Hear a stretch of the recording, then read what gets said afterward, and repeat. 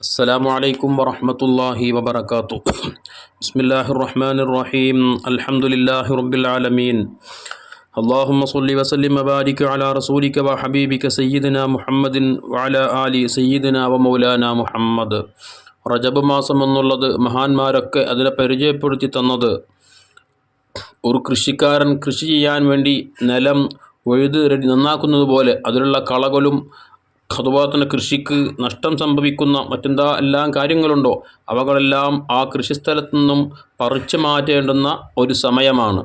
അഥവാ മഹത്തായ റമദാൻ ഷരീഫ് വരുന്നതിന് മുന്നോടിയായി മനുഷ്യരാകുന്ന നമ്മുടെ ജീവിതത്തിൽ ചെയ്തുപോയ തെറ്റുകുറ്റങ്ങളാകുന്ന കളകൾ അത് പൂർണ്ണമായും പറിച്ചു കളയേണ്ടുന്ന ഒരു മാസമാണ് റജബ് മാസം. അതായത് ഇസ്തിഗ്ഫാർ കൊണ്ട് അള്ളാഹുവിലേക്ക് കൂടുതലായി അടുക്കുക, ചെയ്തുപോയ പാപങ്ങൾ ഓർത്ത് റബ്ബിൻ്റെ മുമ്പിൽ പൊട്ടി കരഞ്ഞുകൊണ്ട് തൗബ ചെയ്ത് ഖേദിച്ചു മടങ്ങാനുള്ള ഏറ്റവും വലിയൊരു അവസരമാണ് റജബ് മാസം എന്ന് മഹാന്മാരൊക്കെ നമ്മെ പഠിപ്പിച്ചു തന്നിട്ടുണ്ട്. അള്ളാഹുവിനെ ഭയപ്പെട്ട് കരയാൻ വേണ്ടി ഒരാൾക്ക് സാധിക്കുക എന്നുള്ളത് അയാളുടെ ഈമാനിൻ്റെ അടയാളമാണ്. ഈമാനുള്ള വ്യക്തിക്ക് ആഖിറത്തെക്കുറിച്ച് വിശ്വാസമുള്ള, അള്ളാഹുവിൻ്റെ അദാബിനെക്കുറിച്ച് ചിന്തിക്കുന്ന, ഖബറിനെക്കുറിച്ച് ആലോചിക്കുന്ന ഏതൊരു വ്യക്തിയാണ് എങ്കിലും ഒരല്പസമയമെങ്കിലും അതിനെക്കുറിച്ചെല്ലാം ആലോചിച്ച് കണ്ണിന്നും കണ്ണുനീര് ഒഴിക്കാതിരിക്കുകയില്ല.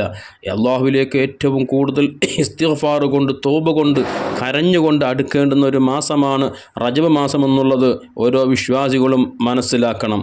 ഹബീബ് സല്ലല്ലാഹു അലൈഹി വസല്ലമ തങ്ങൾ അള്ളാഹുവിനെ ഓർത്ത് ആഖിറത്ത് ചിന്തിച്ച് കരഞ്ഞ വ്യക്തിക്ക് ലഭിക്കുന്ന മഹത്തായ പ്രതിഫലത്തെ സംബന്ധിച്ച് മഹാനായ ഇമാം തുർമുദി റളിയല്ലാഹു തആല അൻഹു സയ്യിദന അബൂ ഹുറൈറ റളിയല്ലാഹു അൻഹുവിനെ തൊട്ട് ഉദ്ധരിക്കുന്ന ഹദീസിലൂടെ നമ്മെ പഠിപ്പിച്ചത് ലാ യർജുന്നാറ റജുലുൻ ബക്കാ മിൻ ഖശിയത്തില്ലാഹ്, അള്ളാഹുവിനെ ഭയപ്പെട്ട് അള്ളാഹുവിനെ പേടിച്ച് ആഖിറത്തെക്കുറിച്ച് ചിന്തിച്ച് ചെയ്തുപോയ തെറ്റുകളെക്കുറിച്ച് ആലോചിച്ച് പടച്ച റബ്ബേ, ഞാൻ എൻ്റെ ജീവിതത്തിൽ എന്തുമാത്രം തെറ്റുകുറ്റങ്ങളാണ് ചെയ്തു വച്ചിട്ടുള്ളത്, ഇതെല്ലാം എൻ്റെ റബ്ബ് എനിക്ക് പൊരുത്തപ്പെട്ട് തന്നില്ല എങ്കിൽ, അള്ളാഹു എനിക്ക് അഫ്വ് ചെയ്ത് തന്നില്ല എങ്കിൽ, മാപ്പ് ചെയ്ത് തന്നില്ല എങ്കിൽ എൻ്റെ പാരത്രികമായ ലോകത്തെ അവസ്ഥ എന്തായിരിക്കും, എൻ്റെ ഖബറിൽ എൻ്റെ അവസ്ഥ എന്തായിരിക്കും. ഇങ്ങനെ ആഖിറത്തെക്കുറിച്ച് റബ്ബിനെക്കുറിച്ച് ഭയപ്പെട്ട് കരയുക എന്നുള്ളത് ഏറ്റവും വലിയൊരു മഹത്തായ ഭാഗ്യമാണ്. അത്തരം ആളുകൾക്ക് അല്ലാഹു സുബ്ഹാനഹു വ തആല നൽകുന്ന മഹത്തായ പ്രതിഫലം മുത്തുനബി തങ്ങൾ പഠിപ്പിച്ചത് ലാ യർജുന്നാർ, നരകത്തിൽ കടക്കുകയില്ല. റജുലുൻ, ഒരു വ്യക്തി, ബക്കാ മിൻ ഖശിയത്തില്ലാഹ്, അള്ളാഹുവിനെ ഭയപ്പെട്ട് അള്ളാഹുവിനെ പേടിച്ച് കരഞ്ഞ വ്യക്തി ഒരിക്കലും നരകത്തിൽ കടക്കൂല.